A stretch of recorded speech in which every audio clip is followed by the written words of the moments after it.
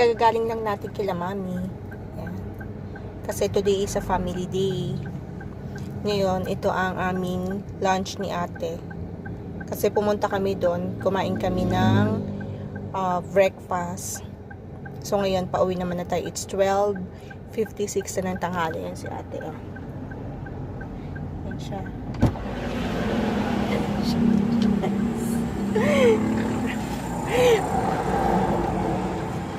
So ngayon, kakain muna tayo ng fishball. Yan, kapatid ko yan. Yung fishball. Today is a family day. Tapos, ito naman yung chicken skin. Diba? Talagang ganun.